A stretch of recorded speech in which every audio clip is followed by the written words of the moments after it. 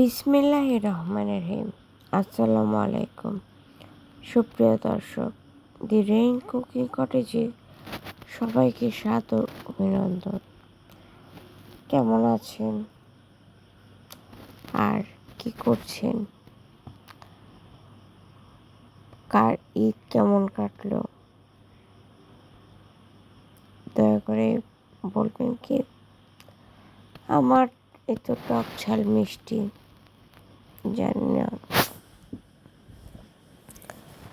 তো যা হোক, জিলহজ মাসের এই সৌন্দর্য, এই ভালো লাগা, এই মুহূর্তগুলোকে যেন আমরা ধরে রাখতে পারি।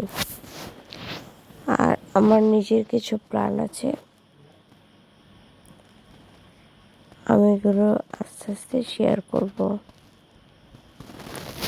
আপনারা পাশে থাকবেন আর আপনাদের মতামতগুলো অবশ্যই আমাকে জানাবেন। আর সামনে আসছে মহরম, আর বাংলাদেশে চলছে জ্যৈষ্ঠ মাস। কেমন কাটছে এই জ্যৈষ্ঠ মাস? আপনাদের কার কার প্রিয় ঋতু কি আমাকে বলবেন। আমি বরাবর শীতকে অপছন্দ করি। শীত আসলে আমি কোনোদিন সুস্থ থাকি কিনা সন্দেহ। আবার অনেকেই শীতকালকে খুব প্রিয় মনে করে। তবে গরমকালে একটা সুবিধা কি, দিনে একটু রেস্ট নেওয়া যায়। যদিও রাতটা খুব ছোট, আপনি দিনের বেলা ঘুম থেকে উঠে নামাজ পড়লেন, একটু পায়চারি করলেন, 8টার ভিতর যদি আপনি ব্রেকফাস্ট রেডি রাখতে পারেন, তারপর 1-1.5 ঘন্টার ভিতর আপনার যা কাজ আছে